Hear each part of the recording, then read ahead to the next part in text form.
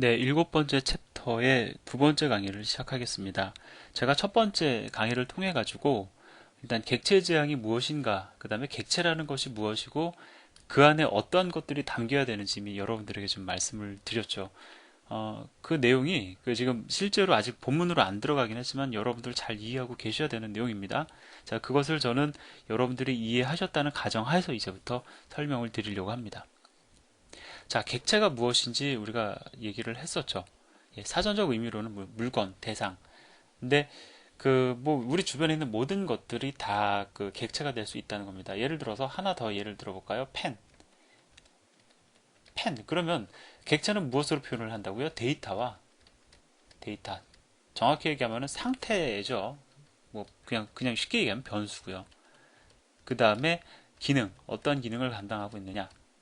메소드죠. 쉽게 얘기하면. 으로 이루어지는 것이 객체입니다. 그럼 어떠한 것이 데이터가 될 수 있을까요? 다 표현이 가능합니다. 변수. 펜 같은 경우에는 펜의 어떤 심에 보면 심에 남아있는 용량이 있죠. 그것이 데이터가 될 겁니다. 변하죠. 당연히 변합니다. 기능. 뭐가 될까요? 예, 기능 같은 경우에는 이제 출력이라고 표현하기 좀 그렇고 쓴다. 예, 라이트가 되는 거죠. 라이트 하면은 이 용량은 줄어들 겁니다. 자, 여기서 한 가지 또 우리가 확인할 수 있는 거. 기능 따로 데이터 따로가 아니고요. 이 기능은 결과적으로 데이터를 변화시킵니다. 사과장수 얘기했었죠. 사과장수가 사과를 판매하면서 사과의 개수가 줄어들 겁니다. 데이터를 변화시킨다는 것이죠. 그래서 데이터와 기능이, 즉 변수와 메소드가 전혀 별개의 것이 아니고요. 하나의 객체 안에 존재하는 변수와 메소드는 서로 아주 긴밀한 유대관계가 있습니다. 만약에 유대관계가 없이 따로 논다. 그러면 그것은 100에 99, 정확히 그냥 제 심정 같아서는 100이라고 얘기하고 싶습니다. 100 다 잘못 설계된 것다라는 것이죠. 자, 그러면 어떻게 과연 객체 안에 변수와 메소드를 담을 것이냐. 이제 우리가 이거를 좀 얘기를 해봐야 됩니다. 제가 요거는 말씀을 드렸던 거고요. 자, 그래서 이제 이거를 한번 우리가 해보려고 합니다.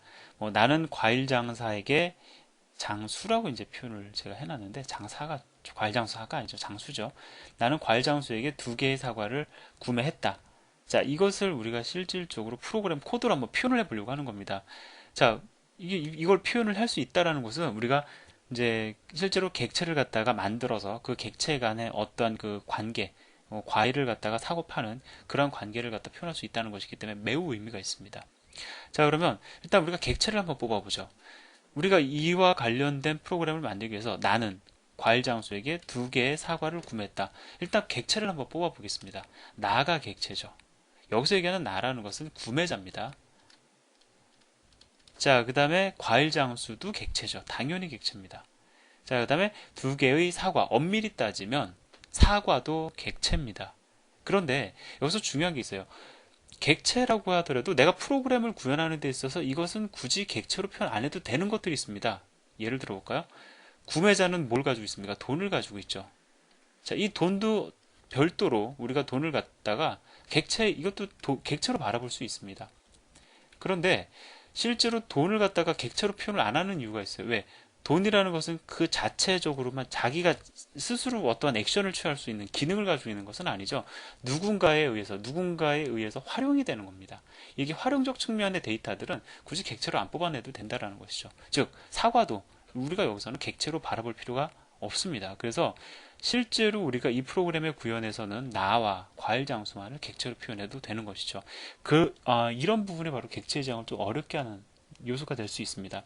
무엇을 객체로 만들 것이냐, 내가 어떤 것을 객체로 인정할 것이냐, 이것은 프로그램에 따라서 달라지는 건 당연한 거고요. 문제는 뭐냐면은 또 프로그래머에 따라서도 또 바라보는 관점에 따라 달라질 수 있다는 겁니다. 이거는 이제 여러분들이 실제로 협업에 의해서 프로그램을 개발하다 보면 많이 느끼실 겁니다. 더 또 어렵게 만드는 것이 뭔지 아세요? 정답이 없다라는 겁니다. 이게 사람을 정말 환장하게 만드는 건데, 저도 한참 그 프로그래밍에 빠져서 그 객체 지향의 어떤 답을 얻기 위해 열심히 노력하던 시절에 흔히 우리가 얘기하는 저는 그런 표현을 잘 안 좋아합니다. 그러니까 고수다 이런 얘기를 하는데 누구나 다 잘하니까 우리가 굳이 이런 표현을 쓰지 않아도 되지 않을까 생각을 합니다. 어쨌든 저도 나름 고수라는 분 찾아가서 물어보면 정말 고수는 진정한 고수는 전 이제 지금은 알죠. 진정한 고수는 정확한 답을 이야기하지 않습니다. 몰라서도 아니고요. 가르쳐 주기 싫어서도 아니고 그것이 답이기 때문에 그래요. 참 자꾸 너무 철학적으로 빠지는데, 자, 여기까지만 하겠습니다. 너무 이렇게 되면 이제 자바를 공부하는 여러분들에게 전혀 이상한 얘기를 하는 꼴이 되니까, 자, 그러면 이제 다시 본론으로 돌아와서 객체 안에 변수와 메소드를 어떻게 담을 것이냐. 내가 객체를 표현하기 위해서는 변수와 메소드를 담아야 되는데 어떻게 담을 것이냐. 그것을 한번 이제 우리가 얘기를 해보도록 하겠습니다. 자, 일단 과일 장수를 객체로 표현하기 위한 것들을 한번 찾아보도록 하죠. 자, 과일 장수의 어떤 특성들을 한번 제가 쫙 열거를 해봤습니다. 과일 장수는 사과를 팝니다. 이것은 행위죠. 따라서 얘는 메소드로 표현이 돼야 됩니다. 뭐 여러분들도 판단이 되실 거예요. 어렵지 않습니다. 자, 그 다음에 과일 장수는 사과 20개, 오렌지 10개를 가지고 있습니다. 뭐 팔면은 얘는 변하겠죠. 즉 상태. 얘는 변수로서 표현이 돼야 되겠죠. 그 다음에 과일 장수의 과일 판매 수익은 현재까지 5만 원이다. 계속 팔면은 그 값은 증가하게 될 겁니다. 즉 얘도 상태, 변수입니다. 그러면 우리가 이렇게 어떤 문장적으로 실제로 써놓은 다음에 이제 뽑아냅니다. 과일 장수를 표현하는 데 있어서 필요한 데이터들 무엇일까? 보유하고 있는 과일의 수. 이제 많으니까 오렌지 굳이 표현 안 해도 하나만 이제 코드를 짧게 만들기 위해서 하나만 표현합니다. 자, 넘오브 애플이라고 그래서 변수 하나. 판매 수익, 그 다음에 마이 머니라고 그래가지고 지금 두 개의 변수로 이루어지도록 하면 되겠다. 이제 판단이 서는 거죠. 자, 그 다음에 과일 판매 같은 경우에는 이제 세일 애플이라는 함수를 지금 이렇게 메소드를 정의를 했습니다. 자, 그 다음에 여기 보시면은 어떤 일이 일어나고 있냐면, 자, 과일을 갖다가 이제 판매를 하려면 일단 뭐가 들어와야 돼요? 돈을 받아야 되겠죠. 물론 돈이 뭐 현실 세계에서는 돈을 뭐 과일을 받으면서 건네주기도 하지만 뭐 그런 순서까지 여러분들이 민감하게 반응하실 필요는 없습니다. 자, 그다음에 사과가 개당 1,000원이라고 가정을 하고 그다음에 이제 몇 가지 가정이 있습니다. 잔돈 뭐 예를 들어서 뭐 잔돈도 반환해 줘야 되고 이러는데 그냥 과일 가격을 정확히 알고서는 그에 맞게 거스름돈이 발생하지 않게 이제 준다. 뭐 이런 가정이 좀 깔려 있는 거죠. 자, 그래서 만약에 3,000원이 전달이 되면은 넘은 3이 될 겁니다. 자, 그러면 3개 과일을 전달해 줘야 되겠죠. 그래서 과일의 수가 줄어듭니다. 여기 보면 넘오브 애플. 여기서 얘기하는 넘오브 애플은 얘입니다. 자, 일단 왜 얘인지는 좀 이따 우리가 다 보도록 하고 얘다라고 일단 그냥 인식을 해주세요. 자, 그 다음에 돈을 벌었죠. 이제 돈을 벌었으니까 마이 머니가 그만큼 증가해야 됩니다. 자, 그 다음에 과일을 줄였다고 해서 끝나는 것이 아니죠. 내가 가지고 있는 과일의 수는 줄였지만 줄게 된 원인 총 3개의 과일을 내가 전달을 해줬기 때문에 여기서 보면은 반환을 통해 가지고 3개의 과일을 갖다가 내가 3개의 과일을 전달했습니다라는 것을 알리는 형태로 이렇게 메소드가 정의되어 있어요. 자, 그럼 얘네들은 이제 묶어야 됩니다. 자, 어떻게 묶는지를 보도록 하죠. 자, 지금 여기서 이제 우리가 생각해야 되는 건 뭐냐면 객체를 생성한다. 어떤 순서로 이루어지냐면 일단 클래스라는 것을 정의합니다. 클래스. 처음 들어본 거는 아니에요. 여러분들에게 제가 처음에 그 프로그램, 그 자바 프로그램의 틀을 설명을 드리면서 메소드가 그 안에 있고 메인 메소드를 감싸고 있는 것이 클래스이다. 라고 제가 말씀을 드린 적이 있습니다. 어쨌든 클래스라는 것을 정의를 해야 됩니다. 그 다음에 그 클래스를 바탕으로 해서 뭐를 생성을 해야 되냐면 객체를 만들어내는 거예요. 자, 무엇에 보통 많이 비유를 하냐면 클래스의 정의를 붕어빵형 틀에 비유를 합니다. 내가 클래스를 정의하는 것은 이렇게 틀을 만드는 겁니다. 자, 틀을 만들었다고 해서 그것이 실체화되는 것은 아니죠. 내가 틀을 만드는 것은 뭐 어떤 목적이 있습니까? 붕어빵을 만들어내기 위한 것이죠. 자, 그래서 그 클래스의 정의는 붕어빵의 틀을 만드는 것에 비유할 수 있고 그 다음에 그것을 기준으로 해서 객체를 생성해내는 것은 그 틀을 가지고 붕어빵을 찍어내는 것에 비유할 수가 있습니다. 자, 그러면 그냥 바로 객체를 만들지 않고 이렇게 뭐 틀을 정하는 이유는 어디에 있을까요? 자, 일단 뭐 예를 들어서 과일 장수다. 과일 장수가 사실은 하나만 존재하는 것이 아니죠. 뭐 우리나라에는 여러 뭐 지역별로 동네만 해도 여러 과일 장수가 있고 그 과일 장수마다 각각의 특성이 있습니다. 가장 큰 특성은 과일의 보유 수가 되겠죠. 과일의 가격이 되겠죠. 이런 것들의 어떤 차이가 있습니다. 과일의 품질도 있을 거고요. 자, 그렇기 때문에 사실은 그 과일 장수 모든 뭐 예를 들어서 A라는 과일 장수, B라는 과일 장수, C라는 과일 장수 각각을 갖다가 별도의 그 객체로서 정의를 해야 된다라고 하면은 총 3개의 객체를 정의를 해야 되겠지만 그렇지 않다라는 것이죠. 과일 장수라는 특성을 갖다가 쫙 뽑아내서 하나의 틀을 만듭니다. 이것이 바로 그 틀이에요. 자, 그러면 여기 보면은 프리셀러라는 그러한 이름의 과일 장수 클래스를 정의하고 있습니다. 자, 이건 틀이다. 제가 다시 말씀드리지만 얘는 틀입니다. 자, 그 다음에 클래스라는 선언이 지금 들어가 있죠. 이것은 틀이다라고 알려주는 겁니다. 그리고 얘는 이러한 스테이트, 즉 뭐 데이터를 가지고 있고 이러한 행위를 행합니다 라고 이렇게 잘 설명이 되어 있습니다. 자, 그럼 아까 전에 우리가 얘기했던 거 그대로 모아놓은 것이죠. 자, 변수와 메소드를 모아놨습니다. 자, 한 가지 더 말씀드릴 것은 여기서 얘기하는 그 num of apple은 무엇을 얘기하는 거냐면 얘를 의미합니다. 제가 뭐라고 말씀드렸냐면 변수와 메소드는 따로 노는 것이 아니라 아주 긴밀한 관계를 맺고 있다고 말씀을 드렸죠. 메소드가 어떤 행위를 취하면서 변수의 스테이트 값을 바꿔준다, 변화시켜준다. 만약에 어떠한 액션도 존재하지 않는다, 둘 사이에. 그럼 그거 잘못 정의된 거라고 말씀드렸죠. 긴밀한 연관 관계가 있습니다. 실제로 메소드에서 변수를 바꾸고 그 값을 초기화도 하고 뭐 여러 가지 어떤 행위를 취한다라는 것이죠. 그렇기 때문에 메소드 내에서는 이름만 가지고도 바로 접근이 가능하도록 이미 자바 문법이 완성되어 있습니다. 자, 그래서 여기서 보면 지금 뭐 num이라는 변수, 이것은 이제 지역 변수니까 이 안에 선언된 변수니까 그렇고요. 여기 보면은 mymoney. 자, mymoney 어디 있느냐? 뭐 바로 같은 영역, 같은 클래스 내에 선언되어 있는 이 mymoney를 의미하는 것이 되는 겁니다. 자, 그러면 일단은 묶어야 된다는 것을 우리가 알았고 묶었어요. 묶었으면 이제 이것을 가지고 이제 실체화를 해야 되는데 뭐 그 전에 과일 장수 하나를 좀 더 보도록 하죠. 자, 여기서 제가 여러분들에게 뭐를 말씀을 드리려고 하는 거냐면, 자, 메소드가 있다. 여러분들 잘 알고 계십니다. 내용적으로. 그 다음에 얘가 가지고 있는 데이터들을 출력하기 위해서 제가 메소드 하나를 더 이렇게 추가를 해 놨습니다. 뭐 교재에 있는 내용들이고요. 자, 제가 여기서 한 가지 더 말씀드리고 싶은 건 뭐냐면은, 자, 여기 보면은 한 가지 정보를 더 추가를 시켰습니다. 요거에 대해서 이제 얘기를 해볼게요. 지금 얘는 인트형 변수입니다. 뭐 요거 빼고 보면은 애플 언더바 프라이스라는 이름의 변수이고 얘는 1000으로 초기화가 되었어요. 전 이걸 통해서 무엇을 표현하고 싶었던 거냐면은 과일 가격을 표현하고 싶었던 겁니다. 자, 그래서 앞에서 제가 보여드렸던 그 메소드와 달리 나누기 1000이 아니라 애플 언더바 프라이스로 나누고 있죠. 프로그램 코드가 훨씬 더 명확해졌죠. 그냥 1000 이러면 그게 뭔지 몰랐었는데, 아, 하나 개당 과일 가격을 가지고 나눠서 몇 개의 개수를 전달해야 되는지, 몇 개의 사과를 전달을 해야 되는지를 계산하고 있구나. 판단이 섭니다. 자, 그럼 파이널은 뭘까요? 여기서 얘기하는 파이널은 뭐냐면 이 값 변경하지 말라라는 선언입니다. 즉 애플 언더바 프라이스는 사실 변수입니다. 근데 파이널이라는 키워드를 붙여줌으로 인해서 이 값을 변경하려는 코드를 발견할 경우에 컴파일 에러를 띄우겠다라는 경고다라는 것이죠. 그러면 얘는 변수입니까? 상수입니까? 사실은 변수인데 값을 변경 못하니까 상수인 것이죠. 그래서 파이널 키워드는 변수를 그냥 상수를 만든다 이렇게 생각하지 마시고요. 변수를 상수화 시킬 때 사용되는 키워드가 바로 파이널입니다. 자, 그럼 얘는 이제 상수가 된 것이죠. 자, 이렇게 해서 얘도 상수화 되어 가지고 과일의 값을 표현하기 위해서 이렇게 클래스 안에 삽입이 되었습니다. 자, 이제 클래스 정의하는 방법은 이제 나름 아시겠죠? 뭐 어렵지 않습니다. 뭐 일단 클래스 이름 정의해 주시면 되고요. 그 클래스가 가지고 있어야 할 데이터들과 메소드들을 잘 정의하셔서 그 안에 잘 넣어 두시면 됩니다. 물론 말이 쉬운 거죠.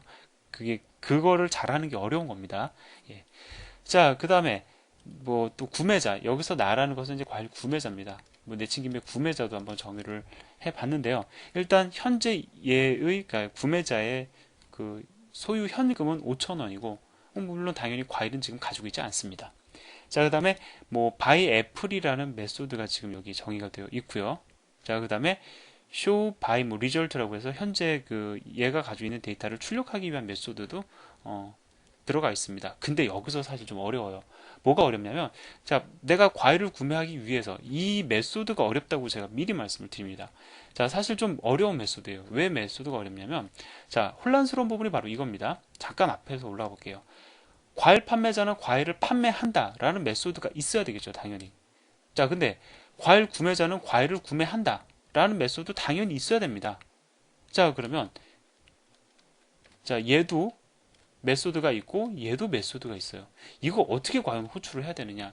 이거를 여기서 답을 얻으려고 하지 마시고요. 자, 일단 by apple이라는 메소드 하나만 관찰을 하시기 바랍니다.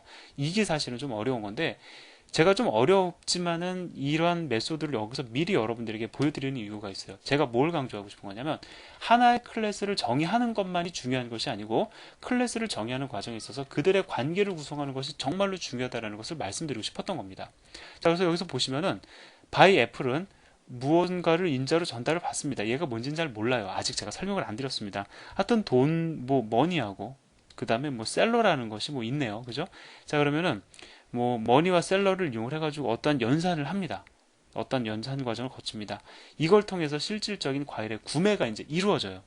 즉, 과일을 내가 구매하겠다라고 했을 때 필요한 것은 얼마나씩 구매를 할 것이냐, 그리고 구매 대상이 누구냐, 이러한 정보들인데, 일단 과일 구매에 관련된 메소드가 이 안에 존재한다는 것만 파악을 하시고, 이 메소드의 관찰은 조금 뒤로 미루도록 하겠습니다. 물론 이 강의를 통해서 진행이 되고요. 자, 그러면 뭐 이제 하나 각각 뭐 사실 많은 걸 얘기한 것 같지만 실제로 한 얘기는 변수가 존재해야 되고 메소드가 존재해야 된다. 그것을 묶어놓은 것이 클래스다라고만 말씀을 드렸습니다. 자, 그럼 클래스 정의가 되었습니다. 우리가 코드에다 실제로 이런 걸 넣습니다. 그러면 실제로 프로그램을 실행한다고 하더라도 뭐 여기 보면은 변수도 있고 메소드가 있죠. 얘네들이 메모리 공간에 올라가서 변수 같은 경우 특히 메모리 공간에 할당이 되느냐? 할당 안 됩니다. 다시 말씀을 드리지만 제가 계속 강조하지만 얘는 틀이에요. 틀인데 어떻게 걔가 실체화가 되겠습니까? 실체화됐다라는 것은 메모리 공간에 할당이 이루어졌다라는 뜻인데 할당이 안 이루어진다고요. 그냥 틀일 뿐입니다. 근데 틀을 통해 가지고 우리가 실질적인 객체, 실체화 시켜야 될 텐데 어떻게 시키느냐? 그 문법은 이렇습니다. 자, 여기 보면은 new라는 키워드가 있죠. 이것은 뭘 얘기하는 거냐면은 내가 객체를 생성하겠다. 무엇을 틀로 해서 여기 보면 프리셀러라는 그 클래스를 통해서 클래스 틀을 통해 가지고 내가 실체화 시키겠다. 객체를 생성하겠다라는 뜻입니다. 자, 여기 보면 가로 열고 닫고가 있는데 이건 나중에 다시 설명을 드릴게요. 자, 그러면 객체가 실제로 생성이 되고요. 여기 보면은 자, 얘는 참조 변수입니다.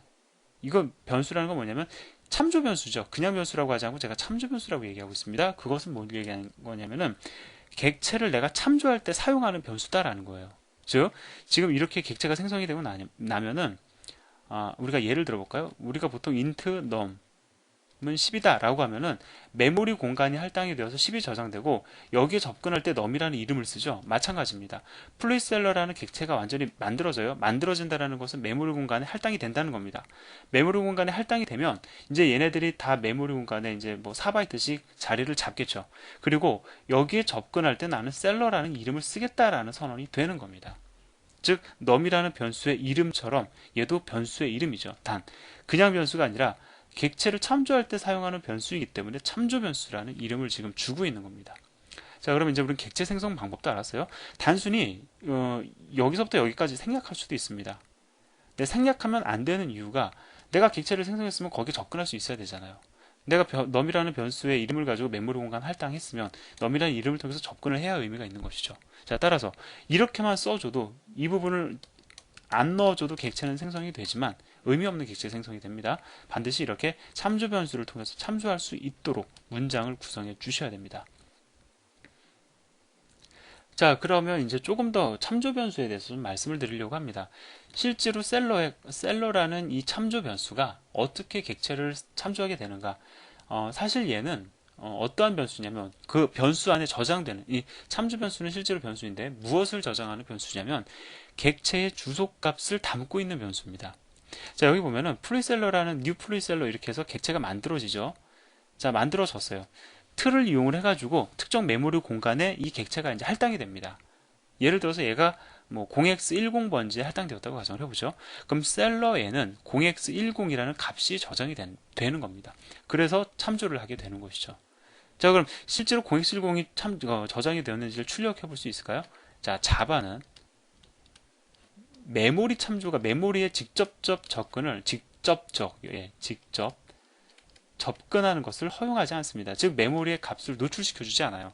C라는 언어가 있는데 얘는 메모리의 주소값을 노출시켜줍니다. 그리고 그 메모리의 주소값을 이용을 해서 메모리 연산이 가능합니다. 메모리 연산이라는 것이 가능해요. 근데 자바는 메모리 연산이라는 것을 허용하지 않습니다. 뭐 메모리 연산을 할 필요가 없게끔 모든 것들을 다 구성해 놓고 제공하고 있다는 것이죠. 자, 따라서 이 안에 실질적으로 저장이 되는 것은 주소값이기 때문에 이러한 형태의 코드 구성도 가능합니다. 자, 프리셀러 객체 만들고 셀러1이 얘를 참조하는 거죠. 참조한다라는 것은 얘가 0x10번지에 저장되었으면 얘가 가지고 있는 값이 0x10입니다. 그럼 난 내가 가지고 있는 값을 다른 참조 변수에다 저장하겠다. 이렇게 쓸 수 있다는 겁니다.